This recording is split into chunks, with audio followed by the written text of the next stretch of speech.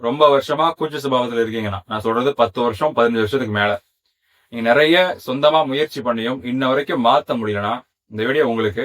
இந்த வீடியோல உங்களுக்கு தேவையான ஒரு எளிமையான தெளிவு நான் கொடுக்க போறேன். இந்த தெளிவு உங்களுடைய வாழ்க்கையை நிச்சயமாக மாத்த போகுது. ஆரம்பத்துல ஒரு உண்மையை சொல்றேன். எந்த ஒரு நபரும் தன்னுடைய ஆள் மனதுக்கு எதிராக போரிட்டு ஜெயிக்க முடியாது. ஆள் மனதோட சக்திக்கு எதிரில் எவனும் நிக்க முடியாது. அதான் இங்க மிகப்பெரிய உண்மை. அது நம்ம யாருக்கும் புரிய மாட்டுது. இங்க ஆள் மனசுனா என்னன்னா, ஒரு நபருக்கும் அவருடைய மனம்ங்கிற விஷயத்துல 2 பகுதி இருக்கு. ஒன்னு மேல் மனம் சொல்லுவோம், கான்சியஸ். 2வது ஆள் மனம் சொல்லுவோம், சப்கான்சியஸ்.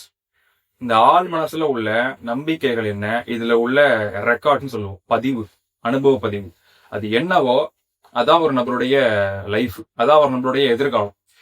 ஒரு அருமையா ஒரு கோட் ஒன்று சொல்லுவாங்க, your life is the printout of your subconscious மைண்ட்னு சொல்லுவோம். இப்போ இந்த இடத்துல ஒரு கூச்சசுபாவம் உடைய நபரு, அவரு கூச்சத்துல இருந்து வெளிவர முடியல, நிறைய ட்ரை பண்றாரு. அவரு போயிட்டு ஒரு மேபி நிறைய மக்களை போய் சந்திக்கிறார், ஒரு சில டாக்டர்ஸ் போய் பாக்குறாரு இல்லையா, அதே மாதிரி நிறைய புக்ஸ் அவர் படிக்கிறாரு, நிறைய வீட்டை விட்டு அவரே போய் சொந்தமா பயங்களை போய் சந்திக்க போறாரு, நிறைய டேப்லெட் எல்லாம் எடுத்துக்கிறாரு. இது போல நிறைய விஷயம், கம்யூனிகேஷன் கோர்ஸா இருக்கட்டும், மேடை பேச்ச போய் கத்துக்கிறதா இருக்கட்டும், அவர் எவரோ பண்ணாலும் சரி அவரால் ஒரு பெரிய ரிசல்ட் எடுக்க முடியல. அந்த பிரச்சனை வந்து திரும்ப வந்துருது, அந்த பயம் திரும்ப வருது, அந்த ஒரு அமைதியாவது திரும்ப வந்துருது. இது எதனால இது நடக்குது இல்லையா? அங்கதான் ஆழ்மனம் வருது, அங்கதான் சப்கான்சியஸ் வருது. என்னுடைய அர்த்தம் நீங்க ஒரு 2 எக்ஸாம்பிள் கொடுக்குறேன், அது மூலமா நீங்க புரிஞ்சுக்க முடியும். ஒரு நபர் இருக்காரு, அவர் ராஜா காலத்துல வாழக்கூடிய நபர். அவர்கிட்ட ஒருத்தவங்க சொல்றாங்க, என்ன சொல்றாங்கன்னா, நீ ஒரு அடிமை பரம்பரையை சேர்ந்தவன், நீ வந்து காலம் முழுக்க அடிமையா தான் இருக்கணும், நீ மாற முடியாது. இதை கேட்ட உடனே அந்த அடிமைக்கு என்ன தோணும், அந்த நபருக்கு என்ன தோணும், ஆஹா நான் அடிமையா, அடிமை பரம்பரை சேர்ந்தவங்களுக்கு இருக்கு, நான் அப்படிதான் போல நம்பிக்கை மனசுல போய் விடுவோம். ஆள் மனசுல காலம் முழுக்க அந்த நபர் அடிமையா தான் இருப்பார், அவன் மாறவே முடியாது. 2வது, தற்போதைய லைஃப்ல ஒரு மிடில் கிளாஸ் சேர்ந்த ஒரு நபர், ஒரு பையன்.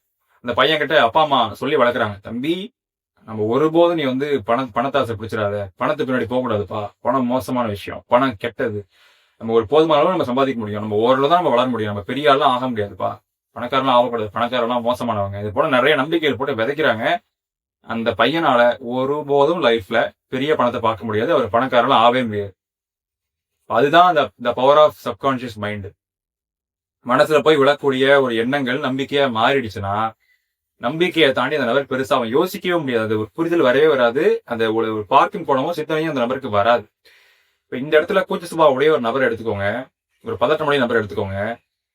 சிறு வயசுல யாராவது சொல்லிருப்பாங்க, நீ ரொம்ப அமைதியா இருக்க, பேச மாட்டேற, ஏன்டா பேச மாட்டேற அப்படின்னு ஒரு 4-5 கேள்வி கேட்டிருப்பாங்க. அதை அப்படியே மனசுல அப்படியே வச்சுக்கிட்டு தனக்குள்ளேயே பேச ஆரம்பிச்சிருப்ப, செல்ஃப் டவுட் வந்திருக்கும், தனக்குள்ளேயே செல்ஃப் டாக் இருக்கும் நெகட்டிவாவே, என்னால முடியாது, பேச முடியல, நான் மட்டும் ஏன் அப்படி இருக்கேன், என்னால மாற முடியாதா, ஐயோ நான் மத்தவங்க ரொம்ப டிபெண்ட் பண்ணி இருக்கேன், இது 4 பேர் தெரிஞ்சுட்டு என்ன பண்றது, திரும்ப திரும்ப பேசி பேசி பேசி சப்கான்சியஸ்ல அந்த தகவல் போயிடுது. அங்க போய் எண்ணங்கள் போய் விழுந்த உடனே அது நம்பிக்கையா அப்படியே விதைஞ்சிருது.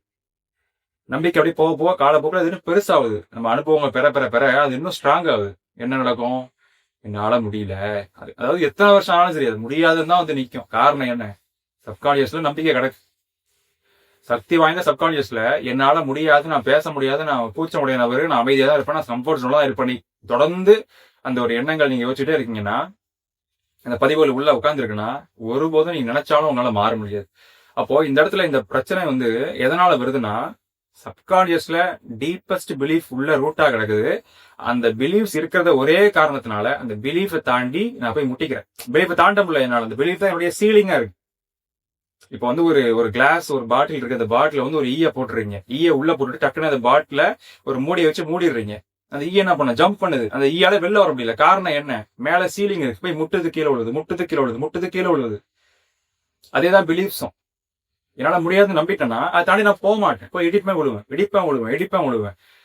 ஒரு முறை விழும்போதும் என்னால முடியாதுங்கிற விஷயம் இன்னும் அழுத்தமா போகுது, இன்னும் ஆழமா போகுது. அதனால மட்டும்தான் கூச்ச சுபாவம் உடைய நபரா நீங்க இருக்கீங்கன்னா ரொம்ப வருஷம் ஆகியும் உங்களால ஒரு டிரான்ஸ்ஃபர்மேஷன் ஒன்று அடைய முடியாம இருக்கு. ஸோ உங்களுக்கு ஒரு கிளாரிட்டி கிடைச்சிருக்கும் நம்புறேன். ஸோ வரக்கூடிய வீடியோஸ்ல இன்னும் கூச்ச சுபாவத்தை பத்தி மேலும் தெளிவு நான் உங்களுக்கு தயாரா இருக்கேன். நம்ம அடுத்த வீடியோல பார்க்கலாம். தேங்க்யூ ராஜா.